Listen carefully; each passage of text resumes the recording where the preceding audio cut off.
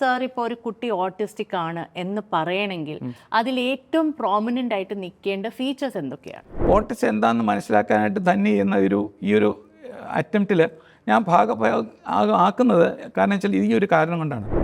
Assess ചെയ്യുന്നത് വെറുതെ എഴുതി ഉണ്ടാക്കുന്ന ടൂൾസാണ്, അല്ലാതെ അതൊരു ക്ലിനിക്കൽ സിന്തസിസ് അല്ല. 100 പുതിയ കുഞ്ഞുങ്ങളുണ്ടാകുമ്പോൾ അതിൽ ഒരാൾ ഓട്ടിസ്റ്റിക്കാണ് എന്ന് പറയണു പുതിയ സ്റ്റഡീസ്. കൊറിയയിലൊരു സ്റ്റഡി പറയുന്നത് 44 കുഞ്ഞുങ്ങളുണ്ടാകുമ്പോൾ അതിലൊരു കുട്ടി ഓട്ടിസ്റ്റിക്കാണ്. അപ്പോൾ അത് ഭയാനകമല്ലേ? ഓട്ടിസത്തെ പറ്റി സെൻട്രലൈസ് പറയേണ്ട ഒരു ആവശ്യകത ഇന്നുണ്ട്. കാരണം പലപ്പോഴും ഓട്ടിസം മനസ്സിലാക്കപ്പെടാവുന്ന, നേരെ തിരിച്ച് തെറ്റായിട്ട് മനസ്സിലാക്കപ്പെട്ടു പോകുന്ന, അതിനുമപ്പുറം ഓട്ടിസം ഇല്ലാത്ത ഒരുപാട് കുട്ടികളെ ഓട്ടിസം എന്ന് ജഡ്ജ് ചെയ്യുന്ന ഒരു തലമുറയിലാണ് നമ്മൾ ജീവിക്കുന്നത്.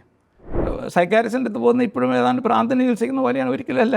സൈക്കാട്രി എന്ന് പറയുന്നത് അതേ നേരത്തെ പറഞ്ഞു, psychiatry is the application of basic neuro sciences to human behaviour. ഞാൻ നോക്കും ചുറ്റുമുള്ള അമ്മമാർ, അവരുടെ അമ്മമാരുടെ കുട്ടികൾ അവരോട് ചിരിക്കണു, അവർ ഇക്ലീരം ചിരിക്കണു, എന്തെങ്കിലും ആവശ്യം വരുമ്പോൾ കരയണു. എൻ്റെ കൊച്ചിങ്ങനെ മാംസപിണ്ഡം മാതിരി എൻ്റെ മടിയിൽ കിടക്കുക. ആ വാക്ക് എനിക്ക് ഭയങ്കരമായിട്ട് ഉള്ളിൽ തട്ടി. ഓട്ടിസം ഡിസോർഡർ പോലെ തന്നെ ഒരു ന്യൂറോ ഡെവലപ്മെൻറ്റ് ഡിസോർഡറാണ് juvenile OCD.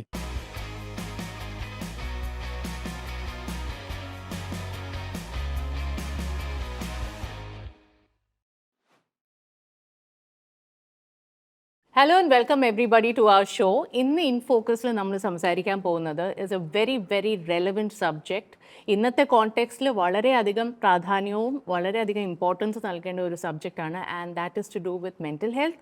V are going to talk about autism and other neuro developmental disorders. അതായത് autism spectrum disorders, ADHD, learning disabilities, അങ്ങനെ എല്ലാ കാര്യങ്ങളും നമ്മളിന്ന് തുറന്ന് വളരെ ഡീറ്റെയിൽ ആയിട്ട് സംസാരിക്കാൻ പോവുകയാണ്. കാരണം ഇത് വളരെയധികം ബെനിഫിഷ്യൽ ആണ് സൊസൈറ്റിക്കും, പ്രത്യേകിച്ച് കുഞ്ഞുങ്ങൾ if they are struggling with some kind of a difficulty.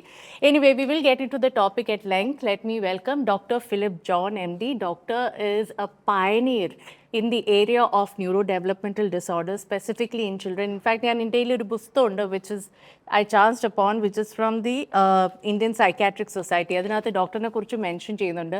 Doctor work pioneered by Dr. Philip John for the first time in India in 1995. Dr. Philip John, a psychiatrist from Kochi, was credited with pioneering work on raising awareness on learning disorder and dyslexia. അതുപോലെ തന്നെ CBSE ബുക്സിൽ ഈ കാര്യങ്ങൾ, handbook for teachers in CBSE schools to pick up SLD in classroom. He has also helped with this booklet, and also he also has a clinic here which is Dr. PJ's clinic, and there he has consultation and he also has patients to the tune of, ഞാൻ കേട്ടത് about 50,000 patients all over the world, internationally and nationally ഉണ്ടെന്നാണ്. More than that. Oh my God, that's a lot, doctor. And I'm really grateful and honored to have you on the show. Doctor, ഇതിനു മുമ്പ് നമ്മുടെ ഷോയിൽ വന്നിട്ടുണ്ട് on our channel on I Am. അപ്പോൾ അതൊരു 5-part series ആണ്, അത് നിങ്ങൾ തീർച്ചയായിട്ടും കാണണം. പക്ഷേ ഇന്ന് നമ്മൾ സ്പെസിഫിക്കലി ഈ സബ്ജക്റ്റിനെ കുറിച്ചാണ് സംസാരിക്കാൻ പോകുന്നത്. And therefore on In Focus, he is here on the show again, and I'm really grateful that you found the time, doctor. Doctor, coming to autism and other neurodevelopmental disorders. ഇപ്പോൾ ഡോക്ടറിന് അറിയാമല്ലോ, ഇപ്പം ഈയിടയ്ക്കായിട്ട് United States of America പ്രസിഡൻറ്റിൻ്റെ ഒരു statement ഉണ്ടായി. പലതരത്തിലുള്ള celebrities ഇതിനെക്കുറിച്ച് സംസാരിക്കുന്നുണ്ട്. There's a lot of conversation happening around ADHD, autism and other learning disabilities. ഡോക്ടറിന് ഇതിനെക്കുറിച്ച് സംസാരിക്കണം, ഇതിനെക്കുറിച്ച് നമ്മൾ ചർച്ച ചെയ്യണം എന്ന എത്രയും ഇമ്പോർട്ടൻ്റ് ആയിട്ടാണ് ഡോക്ടർ കരുതുന്നത്? അതീവമായിട്ടുള്ള ഒരു ഇമ്പോർട്ടൻസ് ഉണ്ട്. ഞാൻ before I start I must thank you for coming on this particular aspect of human difficulties. കാരണം വെച്ചാൽ തന്നിക്ക് ഒരുപാട് ഫോളോവേഴ്സ് ഉണ്ട്, അവരെല്ലാം ട്യൂണിങ് ചെയ്തിരിക്കുന്ന പ്രോഗ്രാംസാണ് are what you see on the YouTube. And I think it's extremely important. It's a social responsibility that you're carrying out. So I must congratulate on that aspect. Thank you, sir. When you come to the necessity for discussing this, അത് വളരെ important ആണ്. കാരണം ഇന്ന് ലോകമെമ്പാടും എത്തി നോക്കുന്ന ട്രംപോ അല്ലെങ്കിൽ ട്രംപിൻ്റെ ഹെൽത്ത് സെക്രട്ടറി റോബർട്ട് കെന്നഡിയോ ഒക്കെ പറയുന്ന ഒരുപാട് വിഡ്ഢിത്തങ്ങൾ നമ്മൾ ഇതിൽ കാണുന്നുണ്ട് ഈ ഏരിയയിൽ, ഇൻ ദിസ് പെർട്ടിക്കുലർ ഏരിയ. അസെറ്റമിനോഫിൻ എന്ന് പറയുന്ന പാരാസെറ്റമോൾ കഴിച്ചാൽ ഓട്ടിസം വരും,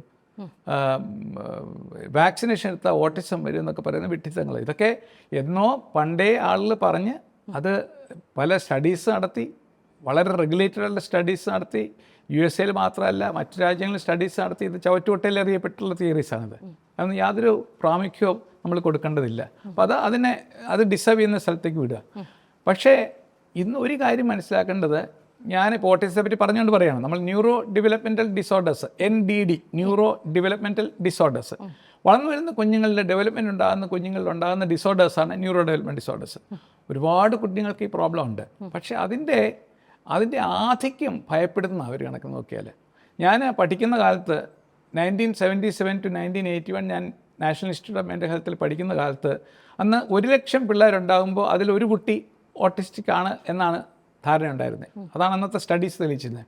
ഇന്ന് 100 പുതിയ കുഞ്ഞുങ്ങളുണ്ടാകുമ്പോൾ അതിൽ ഒരാൾ ഓട്ടിസ്റ്റിക് ആണ് എന്ന് പറയുന്നു പുതിയ സ്റ്റഡീസ്.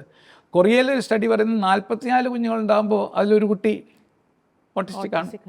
അപ്പോൾ അത് ഭയാനകമല്ലേ? അത് ഡയഗ്നോസിസ് കൂടിയത് കൊണ്ടാവാമോ? പല കാരണങ്ങളുണ്ട്. ഡയഗ്നോസിസ് കൂടിയ ഒരു കാരണമുണ്ട്. പക്ഷേ അതിനേക്കാൾ മുഖ്യമായിട്ട് എന്താണ് neuro development disorders? Neuro development disorders ഉണ്ടാക്കുന്നത് ജനറ്റിക് ജീൻസാണ് പ്രധാനമായിട്ടും. ഈ ജീൻസിൻ്റെ അതിൻ്റെ ഡിസ്ഫങ്ഷൻ്റെ ആധിക്യമാണ് പ്രധാനമായിട്ടും നമ്മൾ കണക്കാക്കേണ്ടത്. കാരണം ഇതെല്ലാം ഹെറിറ്റബിളാണ്. ഇതെല്ലാം ഹെറിറ്റബിൾ എന്നുള്ളതിനേക്കാൾ കൂടുതൽ ജീൻസ് നിയന്ത്രിക്കുന്ന പ്രവർത്തനങ്ങളുടെ അപാകതകളാണ്. അപ്പോൾ അതുകൊണ്ട് ഓരോ തലമുറ കഴിയും തോറും ഇതിൻ്റെ ഇൻസിഡൻസ് കൂടിക്കൂടി വരികയാണ്. അപ്പോൾ അതാണ് ഏറ്റവും പ്രധാനമായിട്ടുള്ളത്. 2 എപ്പിജനറ്റിക് മെക്കാനിസംസ്. പണ്ടൊക്കെ ഒരു എൻവയോൺമെൻറ്റ്, പിള്ളേർ വളർന്നു വരുന്ന എൻവയോൺമെൻറ്റ് കുറേ കൂടെ സ്ട്രക്ചേർഡ് എൻവയോൺമെൻറ്റ് വളരെ അത്യാവശ്യമാണ്. നമ്മളിന്ന് സ്ട്രക്ചേർഡ് എൻവയോൺമെൻറ്റിനെ കളിയാക്കുന്ന ഒരു ലോകത്താണ് ജീവിക്കുന്നത്. മറ്റത് ഫാഷനബിളാണ്. സ്ട്രക്ചേർഡ് എൻവയോൺമെൻ്റ് അല്ലാത്ത എൻവയോൺമെൻറ്റ് നോൺ ഹെയറാർക്കിക്കലാണ്. ഒരു ശ്രേണിയില്ല, അതുകൊണ്ട് അതിർവരമ്പുകളില്ല, ലിമിറ്റ്, നോൺ സ്ട്രക്ചേർഡ്. അതാണ് സായിപ്പ് പറയുന്നതും. അതാണ് നമ്മുടെ നാട്ടിൽ ഇപ്പോൾ പല സ്പെഷ്യാലിറ്റി ഉള്ളവരും പ്രസംഗിച്ച് നടക്കുന്നത് അതാണ്. അപ്പോൾ നമ്മൾ തന്നെ ആലോചിക്കുക, 6 7 കണക്ക് പഠിപ്പിച്ച് ടീച്ചറെ ആലോചിച്ചെങ്കിൽ അതിൽ ഗൗരവമുള്ള ടീച്ചർ ക്ലാസ്സിൽ മര്യാദയ്ക്ക് പഠിക്കും. സോ എൻവയോൺമെൻറ്റ് സ്ട്രക്ചേർഡ് ആകുമ്പോൾ നമ്മുടെ പഠന പ്രക്രിയ, ലേണിങ്, ബിഹേവിയറൽ ലേണിംഗ് ആവട്ടെ, അക്കാഡമിക് ലേണിംഗ് ആവട്ടെ, ഏതായാലും ആവട്ടെ, അത് കുറേ കൂടെ ബെറ്റർ ആവും ഡെഫിനറ്റ്ലി. ആ സ്ട്രക്ചേർഡ് എൻവയോൺമെൻറ്റ് നശിപ്പിക്കപ്പെട്ടു, ഇതിന് തിരിച്ചു വരാൻ പോകുന്നില്ല. നമുക്ക് പണ്ട് എക്സ്റ്റെൻഡഡ് ഫാമിലീസിൽ സ്ട്രക്ചേർഡ് ആയിട്ടുള്ള ശ്രേണികളുണ്ടായിരുന്ന, ഡിസിപ്ലിൻ ഉണ്ടായിരുന്ന ഫാമിലീസിലൊക്കെ കുഞ്ഞുങ്ങൾ ദേ പെർഫോം മച്ച് ബെറ്റർ. അതിനകത്ത് തല്ലോ കൊട്ടോ പിച്ചോ മാന്തോ ചെയ്യുന്ന പ്രശ്നം ഉദിക്കുന്നില്ല. No shouting, no yelling, no screaming, no pinching, no beating. ഇതൊന്നും ഇല്ലാതെ എങ്ങനെയാണ് സ്ട്രക്ചർ ഉണ്ടാക്കുന്നത്? By personal space. ആ പേഴ്സണൽ സ്പേസ് ഇല്ലാതായിപ്പോൾ അപ്പനെ വരെ ഇടപാടെന്ന് വിളിക്കുന്നതിനകത്ത് ന്യായം കണ്ടെത്തുന്ന ഒരുപാട് പേരുണ്ട്. ശ്രേണി ഇല്ലാത്തൊരു സമൂഹത്തിലാവുണ്ട് നമ്മളിപ്പോൾ. അത് വലിയൊരു കാരണമായിട്ട് ഞാൻ കാണുന്നത്. എൻ്റെ കഴിഞ്ഞ 45 വർഷത്തെ പ്രാക്ടീസ് നോക്കുകയാണെങ്കിൽ ഈ ശ്രേണികളുള്ള കുടുംബത്ത്, അതായത് പണിഷ്മെൻ്റുള്ള വീടുകളല്ല, വിതൗട്ട് പണിഷ്മെൻറ്റ് ഈ ശ്രേണികൾ മെയിൻറ്റെയിൻ ചെയ്യാൻ പോകുന്ന സ്ട്രക്ചേർഡ് എൻവയോൺമെൻറ്റ് കുടുംബങ്ങളിൽ ഈ ഓട്ടിസം ഉള്ള കുട്ടികൾക്ക് തന്നെ അവരുടെ ഡെവലപ്മെൻറ്റ് വളരെ വളരെ ബെറ്ററായിട്ട് മറ്റുള്ള ഓട്ടിസ്റ്റിക് കുട്ടികളെക്കാൾ ഉണ്ടാവുന്നുണ്ട്. അത് നമ്മൾ വളരെ ശ്രദ്ധിക്കേണ്ട കാര്യമാണ്. അപ്പോൾ ഈ 2 കാര്യങ്ങളാണ് ഞാൻ പ്രധാനമായിട്ടും കാണുന്നത്. ഒന്ന്, ജനറ്റിക് ആയിട്ടുള്ള പെനിട്രൻസ് കൂടി വരുന്നു ഓരോ തലമുറ കഴിയുന്തോറും. 2, എപ്പിജനറ്റിക് മെക്കാനിസംസ് ഈ വളർച്ചയെ, ഡെവലപ്മെൻറ്റിനെ ഇൻഫ്ലുവൻസ് ചെയ്യേണ്ട നല്ല എപ്പിജനറ്റിക് മെക്കാനിസം ഇല്ലാതുണ്ടാവുക. അത് 2ആണ് ഞാൻ പ്രധാനമായിട്ട് കാരണമായിട്ട് കാണുന്നത്. ഇപ്പോൾ ഞാൻ ചോദിക്കുന്ന ഡോക്ടർ എന്ന് പറയുന്ന വിശാഖ ഒറേഷൻ അവാർഡും അതുപോലെ തന്നെ life time achievement award Indian psychiatric സൊസൈറ്റിയിൽ നിന്ന് ഈ 2 അവാർഡ്സ് നേടിയെത്തിയിരിക്കുന്ന ഇത്രയും വർഷത്തെ ഒരു എക്സ്പീരിയൻസ് ഉള്ള ഒരു ഡോക്ടറിൽ നിന്നാണ് ഞാൻ ഈ ഇൻഫർമേഷൻ ഗ്യാദർ ചെയ്യാൻ ശ്രമിക്കുന്നത്. അപ്പോൾ അതുകൊണ്ട് തന്നെ I feel this information is A kind of A document for all of us for future generations as well. Doctor, ഒരു കാര്യം ഞാൻ ചോദിക്കട്ടെ, നമ്മൾ പലതരത്തിലുള്ള കോൺവെർസേഷൻസ് നടക്കുമ്പോൾ ഒരു ക്ലാരിറ്റി ഇല്ലായ്മ ഇപ്പോൾ വന്നു തുടങ്ങിയിട്ടുണ്ട്. What exactly for you in your assessment is the diagnostic criteria four autism? What is autism? Autism ഒരു ന്യൂറോ ഡെവലപ്മെൻറ്റൽ ഡിസോർഡർ ആണെന്ന് തന്നെ പറഞ്ഞു. NDDയുടെ ഭാഗമാണ്. നമുക്ക് കുറച്ച് ഏതാനും വർഷങ്ങളായിട്ട് മാത്രമേ മനസ്സെവിടെയാണെന്നോ മനസ്സിൻ്റെ ഒരു ഫങ്ഷൻ എങ്ങനെയാണെന്നോ കണ്ടുപിടിക്കാൻ തുടങ്ങിയിട്ടായിട്ടുള്ളൂ. നമ്മൾ ഇതൊരു സൈക്കാട്രി എന്ന് പറയുന്നത് ഒരു സ്റ്റോറി ടെല്ലിംഗ് സ്പെഷ്യാലിറ്റി അല്ല. ഒരുപാട് ആളുകൾ ധരിച്ചു വെച്ചിരുന്ന കഥ പറച്ചിൽ സ്പെഷ്യാലിറ്റി അല്ല ഇത്. ഒരുപാട് ഞങ്ങൾ സൈക്കാട്രിസ്റ്റ് തന്നെ പലരും ഈ കഥ പറച്ചിലാണ് ഊന്നിപ്പോകുന്നത്. ഇതൊരു പ്രിസൈസ് ന്യൂറോ സയൻസാണ്. ആ പ്രിസൈസ് ന്യൂറോ സയൻസിൽ ജനറ്റിക് ആയിട്ടുള്ള ഇൻഫ്ലുവൻസസ്, എപ്പിജനറ്റിക് ഇൻഫ്ലുവൻസസ്, സെല്ലിനകത്ത് നടക്കുന്ന ന്യൂറോൺ എന്ന് പറഞ്ഞ കോശത്തിനകത്ത്, ബ്രെയിനിലെ കോശങ്ങൾക്കകത്ത് നടത്തുന്ന ഇൻഫ്ലുവൻസസ് അതെല്ലാം എന്താണ് തെറ്റിപ്പോകുമ്പോൾ, അവതാരത്തിലാവുമ്പോൾ ഉണ്ടാകുന്ന ഡിസോർഡേഴ്സ് എന്ന് പറയുന്നതാണ് ഓട്ടിസം ഉൾപ്പെടെയുള്ള ന്യൂറോ ഡെവലപ്മെൻറ്റ് ഡിസോർഡേഴ്സ്. ഇതെല്ലാം ഒരു കുടക്കീഴിൽ വരുന്നതാണ്. ഒരു കുടക്കീഴിൽ വരുന്നതാണ് ഓട്ടിസം. അതേ കുടക്കീഴിൽ വരുന്നതാണ് ADHD എന്ന് ഇത് നമ്മൾ സർവ്വസാധാരണമായിട്ട് കാണുകയും കേൾക്കുകയും ചെയ്യുന്ന ADHD. ഇതേ കുടക്കീഴിൽ വരുന്നതാണ് ലേണിംഗ് ഡിസോർഡർ എന്ന് പറയുന്ന, ലേണിംഗ് ഡിസബിലിറ്റി അല്ല, ലേണിംഗ് ഡിസോർഡർ എന്ന് പറയുന്ന എഴുതാനും വായിക്കാനും മാത്രം പ്രോബ്ലം ഉള്ള, ബാക്കിയുള്ള എല്ലാത്തിലും മിടുക്കന്മാരായിട്ടുള്ള ഒരുപാട് കുട്ടികൾ. ഇതേ കുടക്കീഴിൽ വരുന്നതാണ് കമ്മ്യൂണിക്കേഷൻ ഡിസോർഡർ. ലാംഗ്വേജ് പോരാ, വർത്തമാനം പറയാൻ, അവനവൻ്റെ കാര്യങ്ങൾ പറഞ്ഞ് അവതരിപ്പിക്കാനായിട്ട് ലാംഗ്വേജ് ഡിഫിക്കൽറ്റി ഉള്ള communication disorder. Speech disorder language different ആണ്, അതും മനസ്സിലാക്കണം നമ്മൾ. കോർഡിനേഷൻ ഡിസോർഡർ, ചില കുട്ടികൾക്ക് പേന പിടിക്കാൻ പറ്റില്ല, ചില കുട്ടികൾക്ക് ബട്ടൺ ഇടാൻ പറ്റില്ല, ചില കുട്ടികൾക്ക് സ്പീഡിൽ ഓടി ഇറങ്ങാൻ പറ്റില്ല, സ്റ്റെപ്പ് ഇറങ്ങാൻ പറ്റില്ല. ഇതെല്ലാം ഡിസോർഡേഴ്സ് ഇൻ ഡെവലപ്മെൻ്റ് ആണ്. ബ്രെയിനിനകത്ത് ഇതെല്ലാം കൺട്രോൾ ചെയ്യുന്ന വിവിധ ഭാഗങ്ങളുണ്ട്. ആ ഭാഗങ്ങളിലെ കോശങ്ങളുടെ മൂപ്പില്ലായ്കയാണ് ഇതിൻ്റെ പ്രധാനമായിട്ടുള്ള സംഗതി. ഓട്ടിസത്തിലേക്ക് വരുമ്പോൾ ഒരു എക്സ്ട്രാ പ്രോബ്ലം കൂടെ വരുന്നുണ്ട്. ഈ ന്യൂറോ ഡെവലപ്മെൻറ്റിനകത്ത്, ബ്രെയിനിൻ്റെ ന്യൂറോണിലെ ഡെവലപ്മെൻറ്റിനകത്ത് ഉള്ള പ്രോബ്ലത്തിൻ്റെ ഭാഗമായിട്ട് ഒരു പ്രയാസവും കൂടെ വരുന്നു ഓട്ടിസത്തിൽ. അത് ഒന്ന് സെൻട്രൽ കൊഹറൻസ് എന്ന് പറയുന്ന സംഗതിയുണ്ട്. അതായത് ബ്രെയിനിൻ്റെ വിവിധ ഭാഗങ്ങളിൽ നിന്നുള്ള ആശയങ്ങളും വിവിധ ഭാഗങ്ങളിൽ കൺട്രോൾ ചെയ്യുന്ന കാര്യങ്ങളിൽ നിന്നുള്ള ഇൻഫർമേഷനും വിളിച്ചു വരുത്തി അതിനെ അപഗ്രഥിച്ച് അതിനെ ഇൻ്റർപ്രറ്റ് ചെയ്ത് അതിന് തത്തുല്യമായിട്ടുള്ള റെസ്പോൺസ് ഉണ്ടാക്കി കൊടുത്ത് അത് ചെയ്യിക്കുകയോ പറയിക്കുകയോ ചെയ്യുന്ന ഒരു പ്രവർത്തനം ബ്രെയിനിൽ നടക്കുന്നുണ്ട്. നമുക്കൊരു ചീഫ് എക്സിക്യൂട്ടീവ് ഉണ്ട്. ആ ചീഫ് എക്സിക്യൂട്ടീവ് പ്രവർത്തനം നടത്തത്തക്ക രീതിയിൽ ചീഫ് എക്സിക്യൂട്ടീവിൻ്റെ ബ്രെയിനിരിക്കുന്ന ഈ ഭാഗത്തെ ചീഫ് എക്സിക്യൂട്ടീവിൻ്റെ ഫങ്ഷൻസ് നടക്കണില്ല. അത് ഈ എല്ലാ ന്യൂറോ ഡെവലപ്മെൻറ്റ് ഡിസോർഡേഴ്സിൽ കാണുമോ അതോ സ്പെസിഫിക് ഉണ്ടെന്നാണ് എൻ്റെ ധാരണ.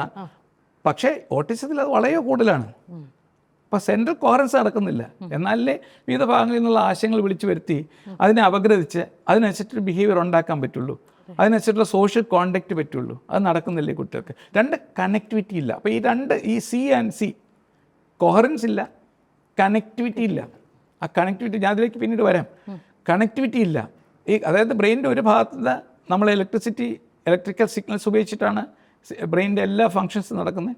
അവിടുന്ന് ഇലക്ട്രിക്കൽ സിഗ്നൽ ഉപയോഗിച്ചിട്ട് ഒരു ഇൻഫർമേഷൻ വിളിച്ചു വരുത്തണമെങ്കിൽ ആ വിളിച്ചു വരുത്തുന്ന ഭാഗവും ഇത് അപഗ്രഥിക്കേണ്ട സെൻട്രൽ എക്സിക്യൂട്ടീവും തമ്മിൽ പെട്ടെന്ന് ഇൻസ്റ്റൻറ്റേനിയസ് കണക്ഷൻ വരണ്ടേ, അത് വരുന്നില്ല. അതുകൊണ്ട് കുട്ടിയുടെ ബ്രെയിനിൽ ഒരു ഭാഗവും മറ്റോ ഭാഗമുള്ള കണക്ടിവിറ്റി ഇല്ല. അപ്പോൾ ഈ രണ്ട് കാര്യങ്ങളാണ് സത്യത്തിൽ ഓട്ടിസം ഉണ്ടാക്കുന്നത്. അല്ലാതെ ഒരുപാട് അപക്വമായിട്ടുള്ള ധാരണകൾ, ഒരുപാട് തെറ്റായിട്ടുള്ള ധാരണകൾ, ഒരുപാട് മിഥ്യാധാരണകൾ ഇന്ന് സൊസൈറ്റിയിൽ പറഞ്ഞു വരുന്നുണ്ട്.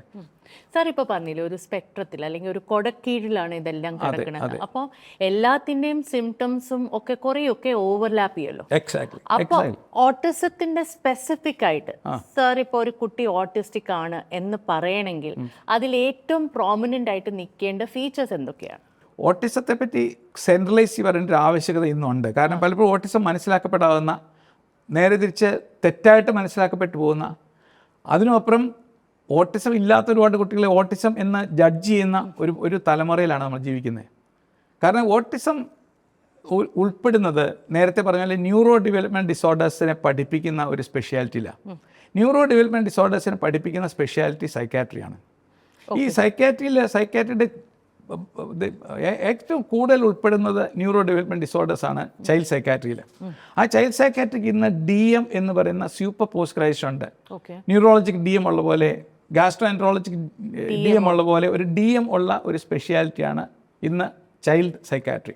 ഈ ചൈൽഡ് സൈക്കാട്രിയിലെ നന്നായിട്ട് പഠിപ്പിക്കുന്ന ഈ ന്യൂറോ ഡെവലപ്മെൻറ്റ് ഡിസോർഡേഴ്സ് അത് മറ്റുള്ള സ്പെഷ്യാലിറ്റിയിൽ അതുപോലെ പഠിപ്പിക്കുന്നില്ല. അതുകൊണ്ട് പലപ്പോഴും പറ്റുന്നത് എന്താ വെച്ചാൽ അത് ഇതിൻ്റെ സാങ്കത്യം, ഇപ്പോൾ എന്നോട് ചോദിച്ച ചോദ്യത്തിനുള്ള സാങ്കത്യം എന്താണെന്ന് വെച്ചാൽ ഈ ന്യൂറോ ഡെവലപ്മെൻറ്റ് ഡിസോർഡേഴ്സിനെ പറ്റി നന്നായിട്ട് പഠിക്കാത്ത സ്പെഷ്യാലിറ്റികളിൽ ചെന്ന് പെടുന്നവരാണ് മിക്കവാറും എല്ലാവരും. അവിടെ ചെന്ന് കഴിഞ്ഞാൽ ഉടനെ ക്ലിനിക്കൽ സൈക്കോളജിസ്റ്റ് വിടും, അല്ലെങ്കിൽ വെറും സൈക്കോളജിസ്റ്റ് വിടും. എന്തിനാണ്? അവിടെ അസസ് ചെയ്യാനായിട്ടാണ്. അസസ് ചെയ്യുന്നത് വെറുതെ എഴുതി ഉണ്ടാക്കുന്ന ടൂൾസാണ്, അല്ലാതെ അതൊരു ക്ലിനിക്കൽ സിന്തസിസ് അല്ല. ക്ലിനിക്കൽ സിന്തസിസ് പറഞ്ഞാൽ നമ്മൾ ഹിസ്റ്ററി എടുക്കണം, പേരൻസിനെ എന്നുള്ള ഹിസ്റ്ററി എടുക്കണം, സ്കൂളിൽ പോകുന്നുണ്ടായിരുന്നെങ്കിൽ അതിൻ്റെ ഹിസ്റ്ററി എടുക്കണം, കുട്ടിയെ പരിശോധിക്കണം. ഇതുപോലെ ടെസ്റ്റുകൾ ആവശ്യമെന്നുണ്ടെങ്കിൽ മാത്രം, ഫങ്ഷനിങ് എത്രയാണെന്ന് അറിയാൻ വേണ്ടി മാത്രമേ ഈ ടെസ്റ്റുകൾക്ക് ആവശ്യമുള്ളൂ. അത് അപഗ്രഥിച്ചിട്ട് ഒരു ക്ലിനിക്കൽ സിന്തസിസാണ് ഈ കുട്ടിയുടെ ഓട്ടിസം തീരുമാനിക്കുന്നത്. അപ്പോൾ അതിനകത്ത് ഇൻഫർമേഷൻ മാത്രം പോരാ. ഇന്നത്തെ തലമുറ വലിയ പ്രശ്നമാണ്. ഇൻഫർമേഷൻ ഗ്യാതറേഴ്സാണ് എല്ലാവരും. ഗൂഗിളിൽ പോയി കഴിഞ്ഞാൽ ഇൻഫർമേഷൻ കിട്ടും. ഇൻഫർമേഷൻ ഓവർലോഡാണ്. അത് വെച്ചിട്ട് ഈ കുട്ടിക്ക് ഓട്ടിസാണ് അല്ലെങ്കിൽ എനിക്ക് ഓട്ടിസാണെന്ന് പറയുന്നത് അർത്ഥമുണ്ടോ? ഈ information will give you knowledge. നോളജും മതിയാവണില്ല. ഒരുപാട് പേര് ഈ നോളജ് ഉപയോഗിച്ചിട്ടാണ് ഫങ്ഷൻ ചെയ്യുന്നത്, സ്പെഷ്യലിസ്റ്റ് എന്ന് പറയുന്ന ആൾക്കാർ. പക്ഷേ നമുക്കെന്താ വേണ്ടേ? Knowledge intertwined with experience. അതാണ് വിസ്ഡം, അതാണ് വിവേകം. എക്സ്പീരിയൻസ് ഉണ്ടെങ്കിൽ ഈ ക്ലിനിക്കൽ സിന്തസിസ് ഇന്ന് സാധ്യമാവുന്നുള്ളൂ. അല്ലെങ്കിൽ എഐക്ക് പോലും ഇപ്പോൾ ഡിഫറൻഷിയേറ്റ് ചെയ്യാൻ വളരെ ഡിഫിക്കൽട്ടായിട്ടുള്ള ഒരു ഏരിയയാണ് ഓട്ടിസം. അത് MRI ചെയ്ത് കഴിഞ്ഞാൽ അറിയാൻ പറ്റില്ല, അത് ടെസ്റ്റുകൾ ചെയ്ത് അറിയാൻ പറ്റില്ല, ക്ലിനിക്കൽ ടെസ്റ്റുകൾ മാത്രം അറിയാൻ പറ്റില്ല. It's a clinical impression. അതിനോടാണല്ലോ മനുഷ്യൻ്റെ ബ്രെയിൻ ഫങ്ഷൻ ചെയ്യേണ്ട ആവശ്യം വരുന്നത്. ആ ബ്രെയിൻ ഫങ്ഷൻ ചെയ്യുന്നത് ഇതിൻ്റെ ഡയഗ്നോസിസിനകത്ത് ആ ബ്രെയിൻ ഫങ്ഷൻ ചെയ്യുന്നത് ഡെഫിനറ്റായിട്ടും ക്ലിനിക്കൽ സിന്തസിസ് ആണ്, അനുഭവമാണ്. ഓക്കെ. അതുകൊണ്ട് ആ അനുഭവത്തിൽ കൂടെ പോകുന്ന ട്രെയിനിങ് ഉള്ള ആൾക്കാരാണ് ശരിക്കും പറഞ്ഞാൽ ഇത് ഡയഗ്നോസ് ചെയ്യേണ്ടത്. അല്ലെങ്കിൽ എന്ത് പറ്റും? ഈ ടെസ്റ്റ് ചെയ്യാൻ വേണ്ടിയിട്ട് സൈക്കോളജിസ്റ്റിനോ സ്പെഷ്യൽ എഡ്യൂക്കേറ്റേഴ്സിനോ ഒക്കെ വിടും. അവരവിടുന്ന് ടെസ്റ്റ് ചെയ്തിട്ട് ഇത് സിന്തസിസ് ഇല്ലാതെ, ക്ലിനിക്കൽ സിന്തസിസ് ഇല്ലാതെ ആ ടെസ്റ്റ് വെച്ചിട്ട് ഓട്ടിസം ഡയഗ്നോസ് ചെയ്യും. അതുകൊണ്ട് കമ്മ്യൂണിക്കേഷൻ ഡിസോർഡർ മാത്രമുള്ള ഞാൻ എത്രയോ കുട്ടികളെ കാണുന്നു. കമ്മ്യൂണിക്കേഷൻ ഡിസോർഡർ, അതായത് ലാംഗ്വേജ് ഇല്ല, സ്പീച്ച് ഇല്ല, അതേ ഉള്ളൂ കുഴപ്പം. മറ്റ് ഓട്ടിസ്റ്റിക് ഫീച്ചേഴ്സ് ഒന്നും ഇല്ല. ആ കുട്ടികളെ പിടിച്ച് ഓട്ടിസം കുട്ടികളെ പാർപ്പിക്കുന്ന ഇടങ്ങളിൽ കൊണ്ട് താമസിപ്പിച്ചിരിക്കുക. ഞാൻ ഈയിടെ കണ്ടൊരു കേസ് വളരെ വളരെ ദയനീയമാണ്. ആ കുട്ടിക്ക് എല്ലാം മനസ്സിലാവുന്നുണ്ട്, എല്ലാം അറിയുന്നുണ്ട്, പക്ഷേ ഓട്ടിസ്റ്റിക് ഫീച്ചേഴ്സ് ഇല്ലാത്തതുകൊണ്ട്, പക്ഷേ വർത്തമാനം പറയാത്തതുകൊണ്ട് കുട്ടിയെ ഓട്ടിസ്റ്റിക്കായിട്ട് ലേബിൾ ചെയ്തിരിക്കുക. അപ്പോൾ ഇങ്ങനെ ഒരുപാട് കാര്യങ്ങൾ നടക്കുന്നുണ്ട് സമൂഹത്തിൽ. അതുകൊണ്ട് ഏറ്റവും പ്രധാനമായിട്ട് ഞാൻ പറയേണ്ടത് ഓട്ടിസം എന്താണെന്ന് മനസ്സിലാക്കാനായിട്ട് തന്നെ ചെയ്യുന്ന ഈ ഒരു അറ്റംപ്റ്റിൽ ഞാൻ ആക്കുന്നത് കാരണം വെച്ചാൽ ഈ ഒരു കാരണം കൊണ്ടാണ്. നമ്മൾ ഓടിച്ചാടി ഇത് എവിടെയെങ്കിലും 2 ടെസ്റ്റ് ചെയ്തു, ഞാൻ ഓട്ടിസ്റ്റിക്കാണെന്ന് പറഞ്ഞു, അല്ലെങ്കിൽ കുട്ടി ഓട്ടിസ്റ്റിക്കാണെന്ന് പറഞ്ഞു, അത് വെച്ചിട്ട് നമ്മൾ ജഡ്ജ് ചെയ്ത് പോയത്. ക്ലിനിക്കൽ സിന്തസിസ് പോസിബിളായിട്ടുള്ള ഇൻഫർമേഷനുള്ള നോളജിൻ്റെ കൂടെ അത് ഇൻ്റർട്വൈൻഡ് വിത്ത് ഇറ്റ് എക്സ്പീരിയൻസ് ഉള്ള ഒരു ക്ലിനിക്കൽ ഡയഗ്നോസിസ് ആവണം ഓട്ടിസം. അതിന് ഒതുങ്ങുന്ന രീതിയിലാണ് ഇപ്പോൾ നിംഹാൻസിലൊക്കെ DM കോഴ്സ് തുടങ്ങിയിരിക്കുന്നത്, ഫോർ ചൈൽഡ് സൈക്കാട്രി അലോൺ. അപ്പോൾ അതിന് ഈ സൈക്കാട്രിയാണ് ഇതിനകത്തുള്ള ഉചിതമായിട്ട് സ്പെഷ്യാലിറ്റി. അതുകൊണ്ടാണ് WHO ക്ലാസിഫിക്കേഷൻ, വേൾഡ് ഹെൽത്ത് ഓർഗനൈസേഷൻ്റെ ഡിസീസസിൻ്റെ ക്ലാസിഫിക്കേഷനകത്ത്, ICD ഇൻ്റർനാഷണൽ ക്ലാസിഫിക്കേഷൻ ഡിസീസിനകത്ത് ഈ ന്യൂറോ ഡെവലപ്മെൻറ്റ് ഡിസോർഡേഴ്സ് വരുന്ന സൈക്കാട്രിയുടെ കീഴിലാണ്. അത് പീഡിയാട്രിക്സിൻ്റെ കീഴിലോ അത് ന്യൂറോളജിയുടെ കീഴിലോ അല്ല. അവർക്കത് ഡയഗ്നോസ് ചെയ്യാൻ പറ്റില്ലെന്ന് ഞാൻ പറയുന്നില്ല, പക്ഷേ അത് അതിൻ്റെ ശരിയായ വിശദമായിട്ടുള്ള പഠനം, അതിൻ്റെ പഠിപ്പിക്കലും നടക്കുന്നത് സൈക്കാട്രിയിലാണ്, അത് സൈക്കോളജിയിലല്ല, സ്പെഷ്യൽ എഡ്യൂക്കേറ്റേഴ്സിലല്ല. അതും മനസ്സിലാക്കണം. ഇതിന് കൗൺസിലിംഗ് പോകുന്ന എത്രയോ പേര് കേരളത്തിലുണ്ട്. കാരണം സൈക്കാട്രിസ്റ്റിൻ്റെ അടുത്ത് പോകുന്ന ഇപ്പോഴും ഏതാണ്ട് പ്രാന്തം ചികിത്സിക്കുന്ന പോലെയാണ്. ഒരിക്കലല്ല. സൈക്കാട്രി എന്ന് പറയുന്നത്, അതേ നേരത്തെ പറഞ്ഞു, psychiatry is the application of basic neuro sciences to human behaviour. Human പ്രോബ്ലംസിൻ്റെ, ബിഹേവിയറിൻ്റെ പ്രോബ്ലംസിൻ്റെ ന്യൂറോളജിക്കലായിട്ടുള്ള അപഗ്രഥനാണ് വരുന്ന സൈക്കാട്രി, അല്ല കഥ പറച്ചിൽ സ്പെഷ്യാലിറ്റി അല്ലാതെ. ആ ഒരു വ്യത്യാസം നമ്മൾ കേരളം മനസ്സിലാക്കേണ്ടിയിരിക്കുന്നു പ്രത്യേകിച്ച്. കാരണം ഇത് സമൂഹത്തിൽ ഇതുപോലെ തെറ്റിദ്ധരിക്കപ്പെടുന്ന ഒരു ഇതാണ്. That can bring me to the second part of your question. Second part തന്നെ ചോദിച്ചത് എന്താണ് ഇതിൻ്റെ ഡയഗ്നോസ്റ്റിക് ഫീച്ചേഴ്സ്. കാരണം നമ്മൾ പലതും കേൾക്കാറുണ്ട്. അതിനകത്തൊന്ന് സാർ ഇപ്പോൾ ഒരു കുട്ടിയെ ഡയഗ്നോസ് ചെയ്യണമെങ്കിൽ of course you will see everything, but ഏറ്റവും സാർ മുൻഗണന നടക്കുന്ന പാരാമീറ്റേഴ്സ് എന്തൊക്കെയാണ്? എല്ലാവരിലും എല്ലാം തികഞ്ഞ് നമുക്ക് കാണാൻ പറ്റില്ല. അതാണ് ക്ലിനിക്കൽ സിന്തസിസിൻ്റെ ഈ പ്രത്യേകത. ഇപ്പോൾ ഫോർ എക്സാമ്പിൾ ട്യൂബർക്കുലോസിസ് ഡയഗ്നോസ് ചെയ്യാനായിട്ട് കുറേ സിംറ്റംസ് എല്ലാം എഴുതി വെച്ചിട്ടുണ്ട്. ഇതെല്ലാം TB ഉള്ള ഒരാൾ കാണണമെന്നില്ല. ചിലപ്പോൾ ആദ്യമായിട്ട് കാണുന്നെങ്കിൽ ചിലപ്പോൾ പനി മാത്രമേ കാണുള്ളൂ, ചിലപ്പോൾ ലോസ് ഓഫ് വെയിറ്റ് മാത്രമേ കാണുള്ളൂ, ചിലപ്പോൾ ചുമ മാത്രമേ കാണുള്ളൂ. ക്ലിയർ? അതിന് നമ്മൾ ഓരോന്ന് അടുത്തതിലേക്ക് പിടിച്ച് അതിൻ്റെ ഇൻവെസ്റ്റിഗേഷൻ ചെയ്ത് അതിന് ആപ്റ്റായിട്ടുള്ള ഏതാണെന്ന് നമ്മൾ നോക്കുക ചെയ്യുന്നത്. ചുമയുണ്ടാകുന്ന വേറെ എന്തെല്ലാം ഡിസീസസ് ഉണ്ട്, പനി ഉണ്ടാകുന്ന എന്തെല്ലാം ഡിസീസ് ഉണ്ട്, വെയിറ്റ് ലോസ് വരുന്ന എന്തെല്ലാം ഡിസീസ് ഉണ്ട്. അപ്പോൾ ഇതെല്ലാം കൂടെ കൂട്ടിക്കുഴച്ച് നോക്കുമ്പോൾ അതിനകത്ത് കണ്ടെത്താനുള്ള എബിലിറ്റിയാണ് ട്രെയിനിങ് കൂടെ ഉണ്ടാകുന്നത്. ഓക്കെ, അതാണ് ഓട്ടിസത്തിലും ഉണ്ടാവേണ്ടത്. ഓട്ടിസത്തിൽ മുമ്പൊക്കെ ICD-10 international classification diseases 10th edition, അത് ഇപ്പോൾ തീർന്നു. ഇപ്പോൾ 11th എഡിഷനിലാണ് നമ്മൾ നിൽക്കുന്നത്. 10th എഡിഷനിൽ it is called the triad of symptoms. Triad of symptoms. Okay, triad എന്ന് മൂന്ന് കാര്യങ്ങളാണ്. വൈവിധ്യമാർന്ന 3 കാര്യങ്ങൾ, ഇത് 3 കൂടെ ഒന്നിച്ച് വരുന്ന ഒരു കുട്ടിയിലാണ് നമ്മൾ ഓട്ടിസം ഡയഗ്നോസ് ചെയ്യുന്നത്. ഈ ഓട്ടിസം ഡയഗ്നോസ് ചെയ്യുന്നതിൽ ഏറ്റവും പ്രധാനമായിട്ടുള്ളത് കമ്മ്യൂണിക്കേഷനാണ്. കമ്മ്യൂണിക്കേഷൻ നടക്കണില്ലേ കുട്ടികൾക്ക്? ഞാൻ നേരത്തെ പറഞ്ഞല്ലോ, ലാംഗ്വേജ് ഇല്ലാത്ത കുട്ടിക്ക് കമ്മ്യൂണിക്കേഷൻ ആവാം. അത് നോൺ വെർബൽ കമ്മ്യൂണിക്കേഷൻ ആവാം, ആംഗ്യം കൊണ്ടാവാം, സ്നേഹം കൊണ്ടാവാം, കെട്ടിപ്പിടിച്ചുണ്ടാവാം, അമ്മയെ തിരിച്ചറിയും അവരെ തിരിച്ചറിയാതെയുള്ള കമ്മ്യൂണിക്കേഷൻ ഉണ്ടാവാം. ഇതൊന്നും പലപ്പോഴും ഓട്ടിസ്റ്റിക് കുട്ടികൾക്ക് നടക്കണില്ല. അപ്പോൾ കമ്മ്യൂണിക്കേഷനാണ് ഏറ്റവും പ്രധാനം. ബ്രെയിനിൻ്റെ ഒരു പ്രത്യേക ഭാഗമുണ്ട്, ഇൻഫീരിയർ ഫ്രോണ്ടൽ ഗൈറസ്, ബ്രെയിനിൻ്റെ ലെഫ്റ്റ് സൈഡിൽ ഇവിടെ. അതിൻ്റെ ഡെവലപ്മെൻറ്റ് തീരെ കുറവായി കുട്ടികൾക്ക്. സെൻട്രൽ കൊഹറൻസ് നടത്തേണ്ട സെൻട്രൽ എക്സിക്യൂട്ടീവ് ഡെവലപ്മെൻറ്റ് കുറവാണ് പ്രീഫ്രോണ്ടൽ കോർട്ടെക്സ് എന്ന് പറഞ്ഞ ബ്രെയിനിൻ്റെ ഏരിയയിൽ. അപ്പോൾ എന്ത് പറ്റും? കമ്മ്യൂണിക്കേഷൻ ഇല്ല, വ്യാഖ്യാനം നടക്കണില്ല. അതുകൊണ്ട് അവരെയോ മറ്റുള്ളവരെ തിരിച്ചറിയാൻ പറ്റുന്നില്ല. എല്ലായിടത്തും ഡിഫിക്കൽറ്റി ഉണ്ട് കമ്മ്യൂണിക്കേഷന്. നമ്മൾ കമ്മ്യൂണിക്കേഷൻ അതല്ല, ആശയവിനിമയം. ആശയവിനിമയത്തിന് ഒരുപാട് ഭാഗങ്ങളുണ്ട്. ആ ആശയവിനിമയത്തിനുള്ള ഭാഗം എന്ന് പറഞ്ഞാൽ ഒന്ന് ഏറ്റവും പ്രധാനമായിട്ടുള്ള സോഷ്യൽ കമ്മ്യൂണിക്കേഷനാണ്. അതിൻ്റെ തലം, അതിൻ്റെ ആദ്യമായിട്ട് നമ്മൾ നോക്കേണ്ട തലം കുട്ടി വളർന്നു വരുമ്പോൾ 1 മാസം തൊട്ട് 18 മാസം വരെ 2 കാര്യങ്ങൾ ഡെവലപ്പ് ചെയ്യണം. ഒന്ന് ലോക്കോമോഷൻ ഡെവലപ്പ് ചെയ്യണം, നടക്കാൻ തുടങ്ങണം. കൊച്ചു നടക്കാൻ 2 സ്റ്റെപ്പ് എടുത്ത് വീണ്ടും വീഴും. കൊച്ചു വിടില്ല, പിടച്ചെഴുന്നേറ്റ് വീണ്ടും നടക്കും, 4 സ്റ്റെപ്പ് എടുക്കും, പിന്നെ വീണ്ടും വീഴും, പിന്നെയും പഠിച്ചെഴുന്ന. കാരണം ബ്രെയിനിൻ്റെ റൈറ്റും ലെഫ്റ്റുള്ള ഏകോപനം അന്നേരം വരുത്തിക്കൊണ്ടിരിക്കുകയാണ് ബ്രെയിൻ. അത് പഠിച്ചെടുത്ത് കഴിയുമ്പോൾ പിന്നെ 10 സ്റ്റെപ്പ് എടുക്കാം, പിന്നെ ഒരു മുറിയുടെ ഇങ്ങനെ തൊട്ട് അങ്ങേറ്റം നടക്കാൻ പറ്റും. അങ്ങനെയാണ് അതിൻ്റെ ആഗമനം. ലാംഗ്വേജും അതുപോലെ തന്നെയാണ്. അമ്മയെ ഐഡൻറ്റിഫൈ ചെയ്തു, പിന്നെ ഉമ്മ എന്ന് പറഞ്ഞു തുടങ്ങുന്നു, പിന്നെ അമ്മ എന്ന് പറഞ്ഞു തുടങ്ങുന്നു, പിന്നെ അപ്പ പറഞ്ഞു തുടങ്ങുന്നു, തത്ത പറഞ്ഞു തുടങ്ങുന്നു, കാക്ക പറഞ്ഞു തുടങ്ങുന്നു, വേർഡ്സ് വന്നു തുടങ്ങുന്നു. അപ്പോൾ ഒരു 18 മാസം ആകുമ്പോഴത്തേക്ക് ഇതിൻ്റെ ഫൗണ്ടേഷൻ ഇട്ട് കഴിഞ്ഞു. ഇതിൻ്റെ ഡെവലപ്മെൻറ്റ് നടക്കുന്നില്ല. അപ്പോൾ അതുകൊണ്ട് കമ്മ്യൂണിക്കേഷൻ്റെ ആദ്യത്തെ പടി എന്ന് പറയുന്നത് സോഷ്യൽ കമ്മ്യൂണിക്കേഷനാണ്. ആ സോഷ്യൽ കമ്മ്യൂണിക്കേഷൻ ഇങ്ങനെ നടക്കുന്നത്, ഞാൻ ഐ കോണ്ടാക്റ്റ് ആണ് the foundation, the very fundamental cardinal corner stone of communication is I contact.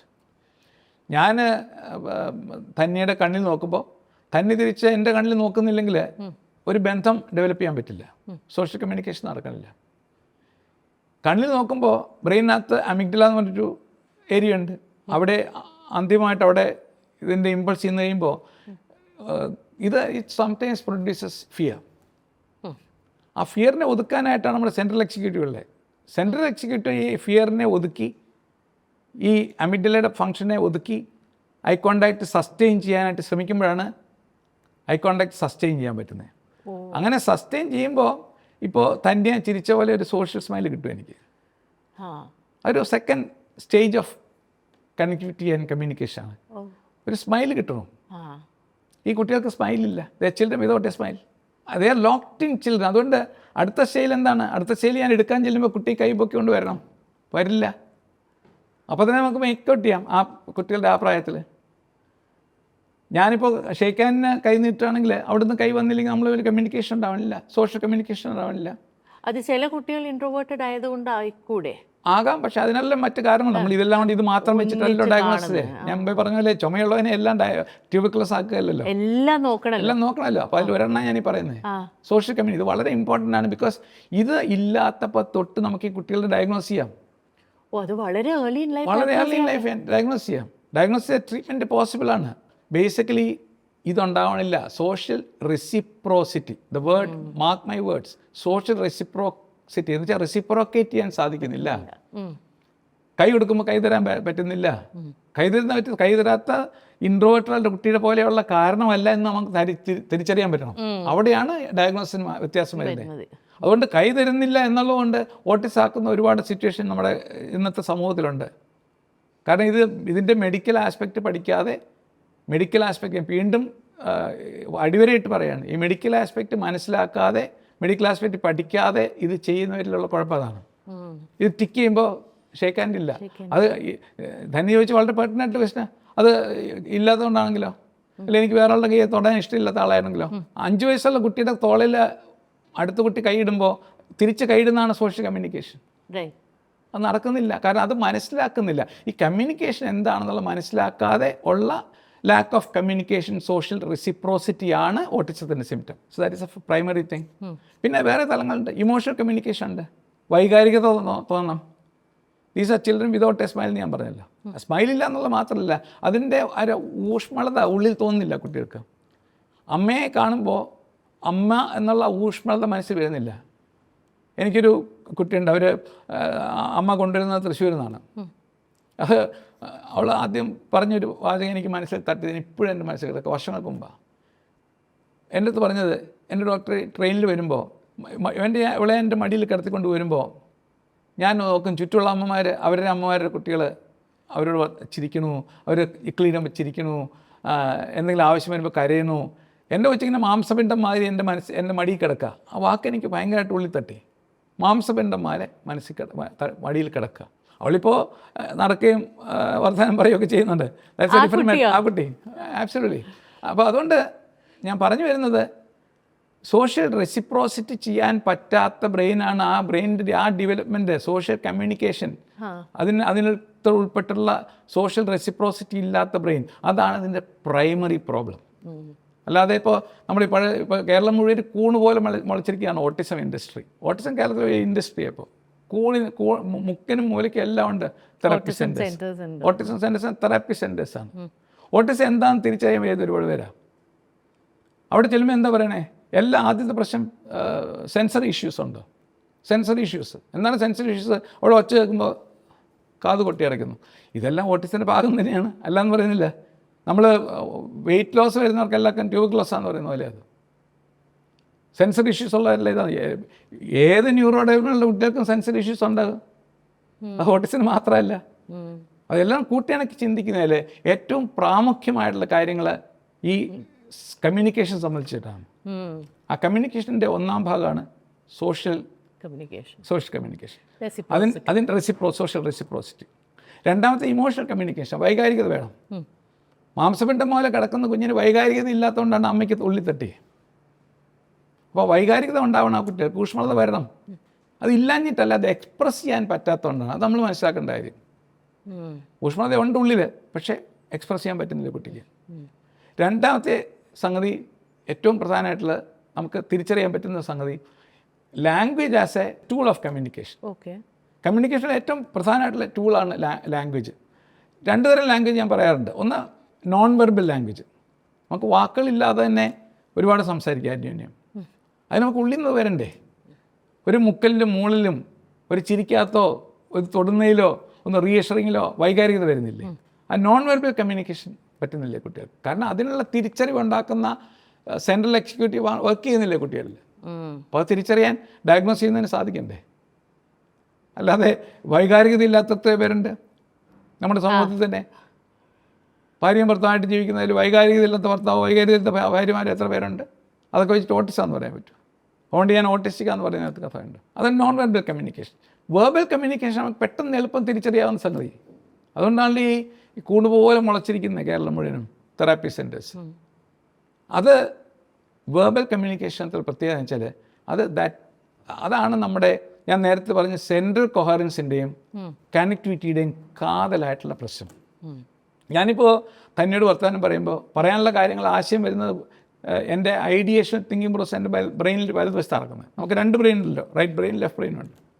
വലതുവശത്ത് നടക്കുന്ന ആശയങ്ങൾ, ഉണ്ടാകുന്ന ആശയങ്ങൾ, അതിനെങ്ങനെയാണ് ഞാൻ നേരത്തെ പറഞ്ഞ ലാംഗ്വേജ് കൺട്രോൾ ചെയ്യുന്ന എക്സ്ക്ലൂസീവായിട്ട് ലാംഗ്വേജ് കൺട്രോൾ ചെയ്യുന്ന ബ്രെയിൻ ലെഫ്റ്റ് സൈഡാണ്. ഇത് സയൻറ്റിഫിക്കലി എക്സാക്റ്റ് അല്ല. കാരണം രണ്ട് ബ്രെയിനോട് കൂടാതെ ഒരു ഫംഗ്ഷൻ ഔട്ട്പുട്ട് വരില്ല, ഒരു ഫംഗ്ഷൻ ഔട്ട്പുട്ട് ഇല്ല. ഞാനിത് എന്താണെന്ന് മനസ്സിലാക്കാനുള്ള ആദ്യത്തെ പടിയായിട്ട് ഞാൻ പറയുന്നതാണ്. Language is exclusively function of the left brain, അത് സംശയമൊന്നുമില്ല. അതിൽ ഇൻഫീരിയർ ഫ്രോണ്ട് ജൈറസിലാണ് ലെക്സിക്കൻ വാക്കുകൾ കിടപ്പുണ്ട്. എനിക്കറിയാവുന്ന മലയാളം, ഹിന്ദി, ഇംഗ്ലീഷ്, എൻ്റെയൊക്കെ ലാംഗ്വേജിൻ്റെ ലെക്സിക്കൻ ഡിക്ഷണറീസ് കിടക്കുന്ന അവിടെയാണ്. അപ്പോൾ എനിക്ക് ആശയം വരുമ്പോൾ അപ്പം തന്നെ ഇലക്ട്രിക്കൽ സിഗ്നലിൻ്റെ ആശയവും വായിച്ചുകൊണ്ട് ബ്രെയിനിൻ്റെ റൈറ്റ് ലെഫ്റ്റിൽ ഘടിപ്പിച്ചിട്ടുള്ള കോർപ്പസ് കലോസം വഴി കയറി ഇപ്പുറത്ത് വന്ന് ഈ ആശയങ്ങൾ കിടക്കുന്ന ലെക്സിക്കൻ ഡിക്ഷണറിയിൽ നിന്ന് വാക്കുകൾ ഇങ്ങനെ പൊക്കിയെടുത്തുകൊണ്ടിരുന്നാലേ ചിന്തിക്കുന്ന കാര്യത്തിൽ തത്തുല്യമായിട്ടുള്ള കറസ്പോണ്ടിങ് ആയിട്ടുള്ള അപ്രോപ്രിയേറ്റ് ആയിട്ടുള്ള ആഡിക്വേറ്റ് ആയിട്ടുള്ള വാക്കുകൾ തന്നെ പൊക്കിയെടുത്ത് അതിനെ ആധികാരികമായിട്ട് പുറത്തേക്ക് സെൻറ്റൻസ് ആയിട്ട് അവതരിപ്പിച്ചാലേ ലാംഗ്വേജ് വേർബലാവുന്നു. ഇത് ഈ കുട്ടികൾക്ക് നടക്കുന്നില്ല. ആശയം വരുന്നത് അവിടെ കിടക്കുക. അപ്പോൾ നല്ലോണം ബുദ്ധിയുള്ള ഒരുപാട് ഓട്ടിസ്റ്റിക് കുട്ടികളുണ്ട്. ഓട്ടിസ്റ്റിക് കുട്ടികൾ എന്ന് പറയുന്നത് ശരി, ചിൽഡ്രൻ വിത്ത് ഓട്ടിസം ഉണ്ട്. ആ കുട്ടികൾക്ക് ആശയം വരുമ്പോൾ അത് പുറത്തേക്ക് വരുന്നില്ല. കാരണം അങ്ങോട്ട് കണക്ഷൻ പോകണില്ല. ഇനി കണക്ഷൻ പോയാൽ തന്നെ അവിടുത്തെ കോശങ്ങൾ മൂപ്പ് കുറവാണ്. അപ്പോൾ അവിടെ കോശങ്ങളില്ല. വാക്കുകൾ ശേഖരിച്ച് വയ്ക്കാൻ കോശങ്ങളില്ല. ഞാനിത് ഫോൺ എന്ന് പറഞ്ഞ് പഠിപ്പിച്ചു കഴിഞ്ഞാൽ ഈ ഫോൺ കാണിക്കുമ്പോൾ ആ ഫോൺ എന്നുള്ള ശബ്ദം വരണമെങ്കിൽ ഫോൺ വിഷ്വലാണ്. വിഷ്വലിന് ഈ കുട്ടികൾ നല്ല എടുക്കരാ. അപ്പോൾ വിഷ്വൽ ഫോൺ കാണുമ്പോൾ അല്ലെങ്കിൽ പെൻ എന്ന് പറയും, പെൻ കാണുമ്പോൾ അതിന് പെൻ എന്നുള്ള സൗണ്ട് വരണം. ആ സൗണ്ടിലേക്ക് പൊക്കിയെടുക്കാനായിട്ട് ഇലക്ട്രിക് ടെസ്റ്റിൽ ഇൻസ്റ്റൻ്റ് ആയിട്ട് പോയിട്ട് പെൻ എന്നുള്ള സൗണ്ട് പുറത്തേക്ക് ഇടണം. ആ പ്രോസസ്സ് കുട്ടികൾക്ക് നടക്കുന്നില്ല. ഇത് പെന്നാണെന്നറിയാം. അപ്പോൾ അതുകൊണ്ട് പലപ്പോഴും ഈ തെറാപ്പിയിൽ നടക്കുന്ന ഈ ഞാനെപ്പോഴും പറയുന്നത് മോണിറ്റർ റിപ്പയറിങ്. ഈ മോണിറ്റർ റിപ്പയറിങ്ങിൽ ഔട്ട്പുട്ട് കാണുന്നില്ല. ഔട്ട്പുട്ട് കാണാത്തതിൻ്റെ CPU കറക്ഷൻ നടക്കണ്ടേ, CPU അപ്ഗ്രേഡേഷൻ നടക്കണ്ടേ. ബേസിക്കലി അതുകൊണ്ട് ഇത് നടക്കുന്നില്ല. ലാംഗ്വേജിൻ്റെ കണക്ടിവിറ്റി ഇല്ലാത്തതുകൊണ്ടാണ്. അത് ലാംഗ്വേജിന് ഡിഫിക്കൽറ്റി ഉള്ള ഒരുപാട് നോർമലായിട്ടുള്ള കുട്ടികളും ചെയ്യുന്നതാണ്. ഇപ്പോഴത്തെ പിള്ളേരാണല്ലേ യുനോ ലൈക്ക് എന്ന് പറയുന്നത് എന്തുകൊണ്ടാണ്? ആശയത്തിന് തത്വനായിട്ടുള്ള വാക്കിന് വേണ്ടി ഇവിടെ ആൾ വാക്കുകൾ നിശ്ചയം നടക്കുമ്പോൾ വാക്ക് തപ്പി നടക്കുമ്പോൾ കിട്ടുന്നില്ല. അപ്പോൾ കിട്ടുന്നവരെയുള്ള ഫില്ലേഴ്സ് യൂസ് ചെയ്യുന്നതാണ് യുനോ ലൈക്ക്. അത് നമ്മൾ ഫാഷനബിൾ ആക്കിയിട്ട് അത് ഒരു നല്ല കാര്യമായിട്ട് ചിന്തിക്കുന്നത് ശരിയല്ലല്ലോ. അത് ലാംഗ്വേജിൻ്റെ ഡിഫിക്കൽറ്റി ഉണ്ട് അവിടെ. അപ്പോൾ അത് തീരെ ഇല്ലാതെ വരുന്നതാണ് ഓട്ടിസത്തിൽ. പിന്നെ അതിൻ്റെ സെൻട്രൽ കോറൻസ് ഇല്ല. അതുകൊണ്ട് ബ്രെയിനിൻ്റെ ഇവിടുന്ന് ഈ വാക്കുകൾ പൊക്കിയെടുത്ത ആ വാക്കുകളുടെ ആശയത്തെ വാചകമാക്കുമ്പോൾ ബ്രെയിനിൻ്റെ സെൻട്രൽ ഏരിയയും കൂടെ ഇൻ്റർഫിയർ ചെയ്യണം. എന്നാലേ എന്തൊക്കെ പറയണം, എന്തൊക്കെ പറയണ്ട, എന്ത് പറയരുത്, എന്ത് പിന്നെ ആളോട് എന്ത് പറയരുത്, ഇതൊക്കെ തീർച്ചയാക്കുള്ളൂ. അപ്പോൾ ആ കണക്ടിവിറ്റി നടക്കുന്നില്ല. അപ്പോൾ രണ്ട് കാര്യങ്ങളാണ് ഞാൻ നേരത്തെ പറഞ്ഞത്. കണക്ടിവിറ്റി ഇല്ല, കൊഹറൻസ് ഇല്ല. അതെന്താണെന്ന് ഞാൻ പറയാം. ഇപ്പോൾ ഞാനിപ്പോൾ ഇവിടെ നിന്ന് എൻ്റെ പഴയ ഫോണിൽ ഞാൻ 204 കറക്റ്റ് ചെയ്താൽ എൻ്റെ റിസപ്ഷനിൽ ക്ലിങ്ങിൽ നിന്ന് അടിക്കും. എൻ്റെ കാരണം വെച്ചാൽ എൻ്റെ ഫോണിൽ നിന്ന് പോകുന്ന കോപ്പർ വയർ, ഞാനിപ്പം പറയാനുള്ളതാണ് കോപ്പർ വയർ. അത് ഒരു ഷീത്തുണ്ട്. ആ ഷീത്ത്, പ്ലാസ്റ്റിക് ഷീത്ത് അവിടെ വരെ വേണം. എൻ്റെ ഫോണിൽ നിന്ന് റിസപ്ഷനിലെ ഫോൺ വരെ പോകണം. ഇന്നലെ രാത്രി എലി കയറുണ്ടെങ്കിൽ എൻ്റെ ഷീത്ത് പോയി, വയറിൻ്റെ ഷീത്ത് പോയി കഴിഞ്ഞാൽ ഞാനിവിടെ ഫോൺ കറക്കുമ്പോൾ ചിലപ്പോൾ അവിടെ ക്രിറിന്നേ കേൾക്കുള്ളൂ, ചിലപ്പോൾ കേൾക്കുക പോലും ഇല്ല. ഈ ഷീത്ത് ബ്രെയിനിൻ്റെ കണക്ടിവിറ്റിക്ക് ഉപയോഗിക്കുന്ന വൈറ്റ് ഫൈബേഴ്സ് ഉണ്ട്. അതിന് മൈലിൻ ഷീത്താണ് എന്ന പ്രോട്ടീൻ ഉപയോഗിച്ച് അതിനെ പൊതിയുന്നത്. ആ പൊതിച്ചിൽ നടക്കുന്നില്ല. അപ്പോൾ അതാണ് ന്യൂറോ ഡെവലപ്മെൻറ്റൽ ഡിസോർഡർ. ആ പൊതിയുന്ന പ്രോസസ്സ് നടക്കുന്ന കുട്ടിയുടെ ബ്രെയിൻ ന്യൂറൽ ട്യൂബ് എന്ന് പറയുന്ന എക്ടോളെന്ന് പറഞ്ഞ ചെറിയ ടിഷ്യൂ, ഇത് അമ്മയുടെ വയറ്റിൽ കിടക്കുന്ന ചെറിയ ടിഷ്യൂ ആയിട്ടുള്ള ഫീറ്റസിൽ നിന്ന് അത് ബ്രെയിൻ ആകാൻ പോകുന്ന ന്യൂറൽ ട്യൂബിൽ നിന്ന് അവിടെ വരുന്ന സ്റ്റെം സെല്ലിൽ നിന്ന്, ആ സ്റ്റെം സെല്ലിൽ നിന്ന് പിന്നെ നിലനിന്ന് വരേണ്ട ലാംഗ്വേജ് കൺട്രോൾ ചെയ്യുന്ന ഏരിയാസുമായിട്ട് കണക്ടിവിറ്റി വരുന്നത്. ആ കണക്ടിവിറ്റി വൈറ്റ് ഫൈബേഴ്സാണ്. അതാണ് നമ്മുടെ കോപ്പർ വയർ. അതിനെ പൊതിയുന്ന മൈലിനേഷൻ അത് നടക്കുന്നില്ല. അത് നടക്കാനുള്ള ടൈം കിട്ടുന്നില്ല. അത് നടക്കാനുള്ള എബിലിറ്റി ഉണ്ടാക്കി കൊടുക്കേണ്ട ജീൻസ് ഫങ്ഷൻ ചെയ്യുന്നില്ല. അതാണ് ഒരു വലിയ പ്രോബ്ലം. കണക്ടിവിറ്റി ഇല്ല, സെൻട്രൽ കോഹറൻസ് ഇല്ല. അതുകൊണ്ട് ഒരുത്തരെ കൺട്രോൾ ചെയ്യേണ്ട കൺട്രോൾ മെക്കാനിസം നടക്കുന്നില്ല.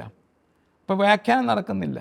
അപ്പോൾ ഇതാണ് ഏറ്റവും പ്രധാനമായിട്ട് സംഗതി. അപ്പോൾ അത് ലാംഗ്വേജിൻ്റെ ഇഷ്യൂ അല്ല, കണക്ടിവിറ്റി ഉണ്ടാക്കേണ്ട ഇഷ്യൂ, കണക്ടിവിറ്റി കൊടുക്കേണ്ട സെൻട്രൽ കോഹറൻസ് ഇത് രണ്ടും ഇല്ലാത്തതുകൊണ്ടാണ്.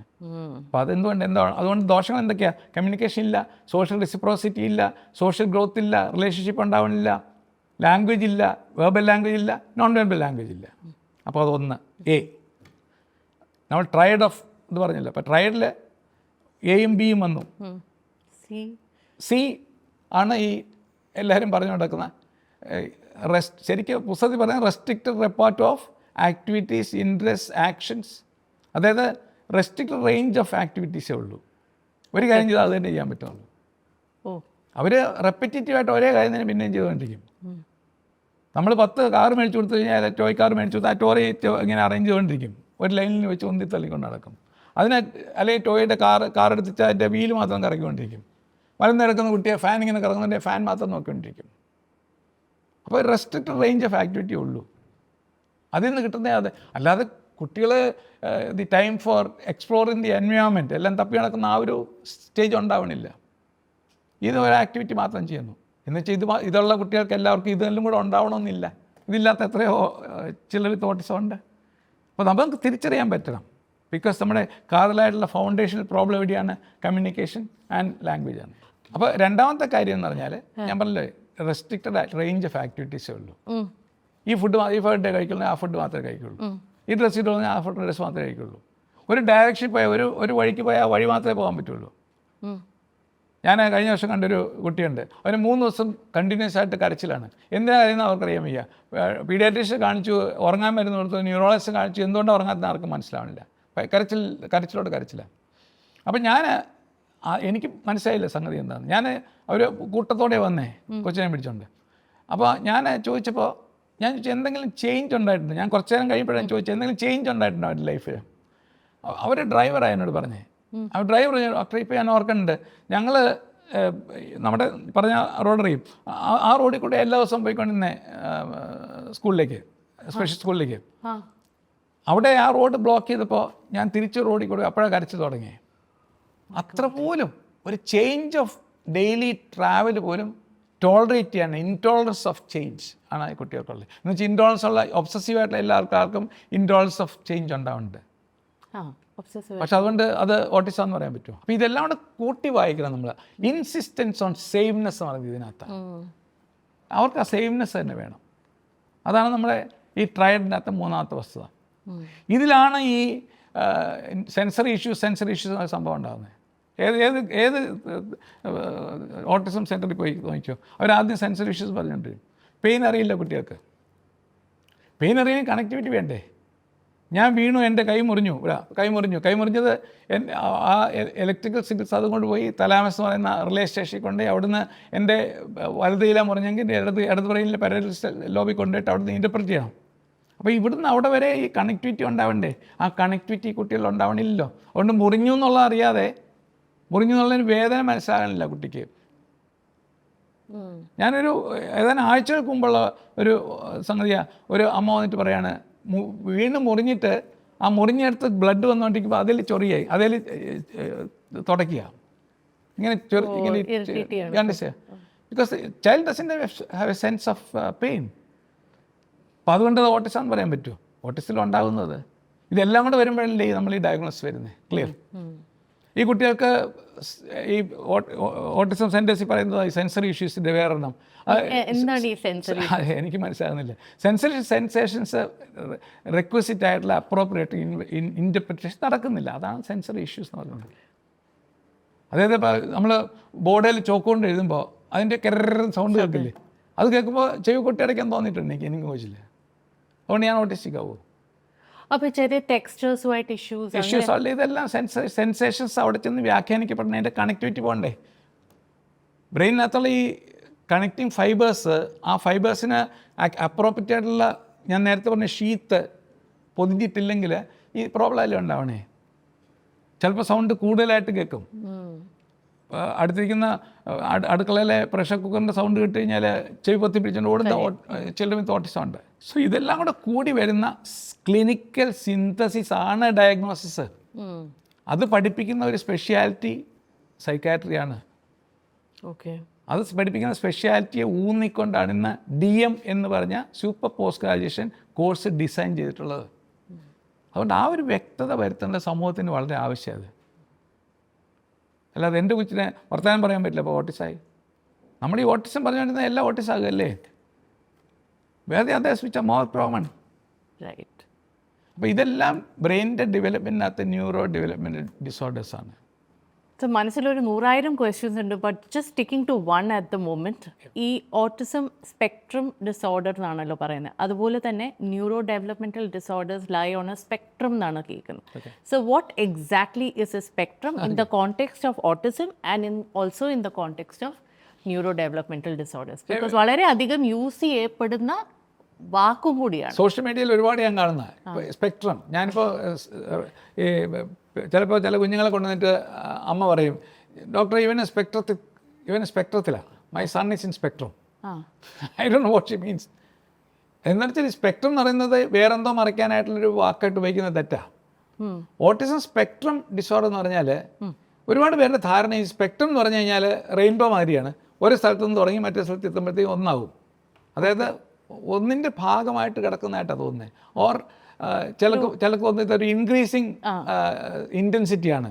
ഇത് കുറച്ച് പ്രയാസമുള്ളെങ്കിൽ സ്പെക്ട്രത്തിൻ്റെ ഒരെണ്ണം, ഭയങ്കര പ്രയാസമാണ് സ്പെക്ട്രത്തിൻ്റെ മറ്റേ അറ്റം എന്നൊക്കെയാണ് ധാരണ. അങ്ങനെയാണ് ഞാൻ മനസ്സിലാക്കിയിരിക്കുന്നത്. ഇപ്പം കണ്ടോ? അപ്പോൾ അതാണ് എൻ്റെ വിഷമം. കാരണം വെച്ചാൽ ഈ സ്പെക്ട്രം എന്ന് പറഞ്ഞാൽ ഓട്ടിസം എന്ന് പറയുന്ന ഈ ഡിസോർഡറിനകത്ത് ഓട്ടിസ്റ്റിക് സ്പെക്ട്രം ചേർക്കാൻ കാരണം വെച്ചാൽ ഓട്ടിസം അല്ല, autism is only A feature of the disorder. Okay. അതിനകത്ത് ഫോർ എക്സാമ്പിൾ ആസ്പെർജസ് സിൻഡ്രോം എന്ന് പറഞ്ഞാലുണ്ട്. ആസ്പെർജസ് എന്ന് പറഞ്ഞാൽ അത് ഓട്ടിസം തന്നെയാണ്, പക്ഷേ ഓട്ടിസത്തിനകത്ത് ലാംഗ്വേജ് നന്നായിട്ട് ഡെവലപ്പ് ചെയ്തു കൊച്ചിന്. കണക്ടിവിറ്റി നല്ലോണം കിട്ടി, ലാംഗ്വേജ് ഉണ്ട്, ഇമോഷണൽ കമ്മ്യൂണിക്കേഷൻ ഇല്ല, വൈകാരികതൊന്നുമില്ല. ഓ, ചോദിച്ചാൽ റോബോട്ട് പറയുന്ന മാതിരി ചിലപ്പോൾ ആൻസർ ചെയ്യായിരിക്കും, പക്ഷേ അതിന് വാക്കുകളുണ്ട് ഇഷ്ടം പോലെ. അപ്പോൾ അത് ഹൈ എൻഡ് ആണ് എന്ന് പറയാൻ വേണമെങ്കിൽ നമുക്ക്. ഹൈ എൻഡ് എന്ന് പറയുന്നത് ഫങ്ഷനാലിറ്റി വൈസ്. റെറ്റ്സ് ഡിസോർഡർ എന്ന് പറഞ്ഞിട്ടുണ്ട്. അതെന്താണ്? അത് അതിനകത്ത് വേറെ മോട്ടോർ മൂവ്മെൻറ്റ്സ് വരും, ആ കുഞ്ഞുങ്ങൾക്ക് വലിയ പ്രോഗ്രസ് ഇല്ല. ഡിസിൻറ്റിഗ്രേറ്റീവ് സൈക്കോസോൺ, ഡിസിൻറ്റിഗ്രേറ്റീവ് ഹെല്ലസ് സൈക്കോസോൺ പണ്ട് പറയുന്നതാണ്. ഒരു കോശങ്ങൾ ഡിസിൻറ്റിഗ്രേറ്റ് ചെയ്തതാണ്. ഓട്ടിസ്റ്റിക് കുട്ടികളില്ലാത്ത പോലെ ഈ കോശങ്ങൾ, ഈ കുട്ടികളുടെ കോശങ്ങൾ ഡിസിൻറ്റിഗ്രേറ്റ് ചെയ്ത് പോവുക. So these are 4 different things and there are NOS not otherwise specified എന്നൊരു ഗ്രൂപ്പുണ്ട്. അതായത് ഇതിലൊന്നും പെടാത്ത ഗ്രൂപ്പുകളുണ്ട് ഡയഗ്നോസ് ചെയ്യാവുന്നത്. അപ്പോൾ അതെല്ലാം കൂടെ കൂട്ടി വെപ്പിച്ച് ഒന്നിൻ്റെ കീഴിലാക്കി, ഒരു കൊടക്കീഴിലാക്കിയെന്ന് മാത്രമേ ഉള്ളൂ. അല്ലാതെ ഇത് ഒന്നിൽ തുടങ്ങി മറ്റേക്ക് എത്തുന്നവരെയുള്ള ഒരു സ്പെക്ട്രം, അത് തെറ്റിദ്ധാരണയല്ല, വിഡ്ഢിത്താണ്. അതുപോലെ തന്നെയാണ് ന്യൂറോ ഡെവലപ്മെൻറ്റ് ഡിസോർഡർ. ഞാൻ 2004 ഞാൻ നാഷണൽ കോൺഫറൻസ് പ്രസൻറ്റ് ചെയ്ത സംഗതിയാണ്. ഇതെല്ലാം ഒരു സ്പെക്ട്രം ആണ് എന്ന് ഞാൻ പറയുമ്പോൾ എൻ്റെ മീനിങ് എന്താ അറിയോ? ഓട്ടിസം, ഇൻ്റലക്ച്വൽ ഡിസബിലിറ്റി, ബുദ്ധിമാന്ദ്യം, കമ്മ്യൂണിക്കേഷൻ ഡിസോർഡർ, ലാംഗ്വേജ് ഇല്ല അല്ലെങ്കിൽ സ്പീച്ച് ഇല്ല, രണ്ടും ഇല്ല.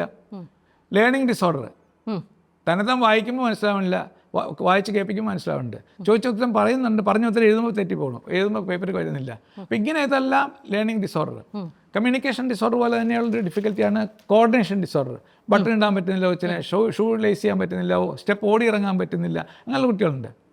ഇതെല്ലാം കൂടെ ഒരു കൊടക്കയിൽ കൊണ്ടുവന്നു. 2004 ഞാൻ പറഞ്ഞത് OCD ഇൻ ചിൽഡ്രൻ, കുട്ടികളിലുണ്ടാകുന്ന ഒബ്സസീവ് ഡിസോർഡർ. ഈ കാർക്കശ്യക്കാർ കുട്ടികളുണ്ട് ഒരുപാട് പേര്. അതും ഇതുപോലെ ഡെവലപ്മെൻറ്റ് ഡിസോർഡർ തന്നെയാണ് എന്ന് അന്ന് ഞാൻ പറഞ്ഞതാണ്. പിന്നീട് ഇപ്പോൾ അന്ന് ഞാൻ പറഞ്ഞപ്പോൾ കളിയാക്കിയ ഒരുപാട് പേരുണ്ട്, കൊളീഗ്സ് തന്നെ. ഇന്നിപ്പോൾ അത് എസ്റ്റാബ്ലിഷ്ഡ് ആണ്. ഓട്ടിസം ഡിസോർഡർ പോലെ തന്നെ ഒരു ന്യൂറോ ഡെവലപ്മെൻറ്റ് ഡിസോർഡറാണ് ജുവനൈൽ OCD. അപ്പോൾ ഇതെല്ലാം ഒരു സ്പെക്ട്രത്തേക്ക്, ഒരു കൊടക്കയിൽ അണ്ടർ വൺ അംബ്രല്ല അത് വരികയാണ്. അപ്പോൾ അതാണ് സ്പെക്ട്രം. ഇപ്പോൾ പലതെല്ലാം കൂടെ ഒരു സ്പെക്ട്രത്തിൻ്റെ, ഇതെല്ലാം ഷെയർഡ് ആണ്. ഇതിനകത്ത് ഷെയർഡ് ഈറ്റിയോളജി, അതിൻ്റെ കാരണങ്ങളെല്ലാം ഷെയർഡാണ്. ബേസിക്കലി ബ്രെയിൻ റിലേറ്റഡ് ആണ്, ന്യൂറോണിൻ്റെ ഡെവലപ്മെൻറ്റ് റിലേറ്റഡ് ആണ്. സോ ഡെവലപ്മെൻറ്റ് ഡിസോർഡർ ആണ്. അതെല്ലാം എങ്ങനെയാണ് ഷെയർ ചെയ്യുന്നത്? ജീൻസ് ശരിയല്ല ഇവന്മാരുടെ, ആ ജനറ്റിക് ഡിസോർഡർ കോമ്പണൻറ്റ് ഭയങ്കര ജനറ്റിക് പെനിട്രൻസ് ഉണ്ട് ഇതിനകത്തെല്ലാം, ഇൻക്ലൂഡിങ് OCD ഇൻ ചിൽഡ്രൻ. മൂന്നാമത്തേത് ഈ ഷെയർഡ് ആയിട്ടുള്ളൊരു വസ്തുത, ഈ അസുഖങ്ങളുടെ എല്ലാം കോശങ്ങൾക്കകത്ത് നടക്കുന്ന പ്രക്രിയക്കകത്ത് ഡിഫിക്കൽറ്റി ഉണ്ട്. ഇൻട്രാ സെല്ലുലാർ സിഗ്നൽ ട്രാൻസ്ഡക്ഷൻ എന്ന് പറയും. The series of chemical changes that occur within the brain cell, അതിനകത്ത് ഡിഫിക്കൽറ്റി ഉണ്ട്. സംഗതി ഇൻട്രാ സെല്ലുലാർ ഡാമേജസ് എല്ലാം ഷെയർഡാണ്, എല്ലാത്തിലും ഏതാണ്ടൊക്കെ ഒരുപോലെ നടക്കുന്നത്.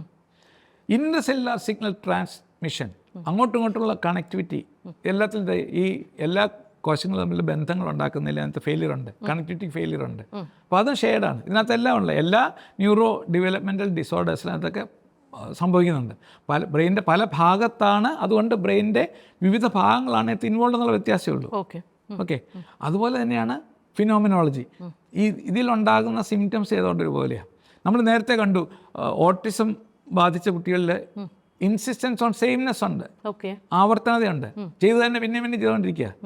OCD എന്ന് പറയുന്നത് ഏതാണ്ടൊക്കെ ഇതുപോലെ തന്നെയല്ലേ, ചെയ്തു തന്നെ പിന്നെ ചെയ്തുകൊണ്ടിരിക്കുക. കൈ കഴുകാൻ പിന്നെ കൈ കഴുകിക്കൊണ്ടിരിക്കുക, മുടി ചീക്കൊക്കെ ഒതുക്കി ഒരു തലമുറയിലും പൊങ്ങിക്കാതെ ഒതുക്കിക്കൊണ്ടിരിക്കുക. എല്ലാത്തിനും ഒരു ആവർത്തനതയുണ്ട്, അതും ഷെയർഡാണ്.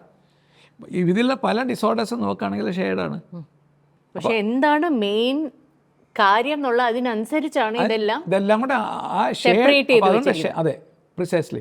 അതിൻ്റെ സിഗ്നിഫിക്കൻസ് എന്ന് വെച്ചാൽ ക്ലിനിക്കൽ സിന്തസിലാണ്. ഇതെല്ലാം കൂടെ നമ്മൾ കൂട്ടി യോജിപ്പിച്ച് വായിക്കുമ്പോഴാണ് ഇത് ഇന്നതാണ്, ഇത് ഇന്നതല്ല, ഇത് മറ്റേതാണ്. അതെല്ലാം കൂടെ ഒന്നിൻ്റെ വർധന കൊണ്ട് അന്തിമമായിട്ട് സംഗതി സ്പെക്ട്രം അല്ല. ഇതെല്ലാം വേറെ വേറെയുള്ള സംഗതിയാണ്. പക്ഷേ ഇതെല്ലാം ഷെയ്ഡ് ആയതുകൊണ്ട് അത് ഒരു കൊടക്കയിൽ കൊണ്ട് നിർത്തിയിരിക്കുക നമ്മൾ. ക്ലിയർ? മനസ്സിലായി. അതുകൊണ്ട് മോസ്റ്റ് ഇമ്പോർട്ടൻ്റ്ലി ട്രീറ്റ്മെൻറ്റിനകത്ത് ഒരുപാട് സിമിലാരിറ്റീസ് ഉണ്ട്. നമ്മളെവിടെ ചെന്നാലും കേൾക്കാം ഈ ട്രീറ്റ്മെൻ്റ് ഇല്ല. എവിടെ ഞാൻ ഇപ്പോൾ പേരൻസ് വന്നിട്ട് പറയുന്നത്, ഡോക്ടറെ ഞങ്ങൾ 4 കൊല്ലം തെറാപ്പി ചെയ്തുകൊണ്ടിരിക്കുക, എന്താ തെറാപ്പി വേറെ ഒന്നും പോയില്ലേ, ഞങ്ങൾ ട്രീറ്റ്മെൻറ്റ് ഇല്ല എന്ന് പറഞ്ഞു. പീഡിയാട്രീഷ്യൻ പറഞ്ഞു ട്രീറ്റ്മെൻറ്റ് ഇല്ല എന്ന് പറഞ്ഞു, തെറാപ്പി ചെയ്യാൻ പോയിക്കൊള്ളാൻ പറഞ്ഞു. ഡെവലപ്മെൻറ്റൽ ന്യൂറോളജിസ്റ്റും പറഞ്ഞു നിങ്ങൾ തെറാപ്പി ചെയ്യാൻ കൊണ്ടുപോകാൻ പറഞ്ഞു. പക്ഷേ നമ്മൾ ചിന്തിക്കേണ്ടത് എന്താ, ഇതിനകത്തുള്ള ഈറ്റിയോളജി കാരണം എന്താണ്, അതിനനുസരിച്ച് ട്രീറ്റ്മെൻറ്റ് പോസിബിളായിട്ട് ഡെവലപ്പ് ചെയ്തിട്ടുള്ള സംഗതിയാണ്. ഒരുപാട് പേര് On that topic, sir, I will just hold you because we'll take a break right now.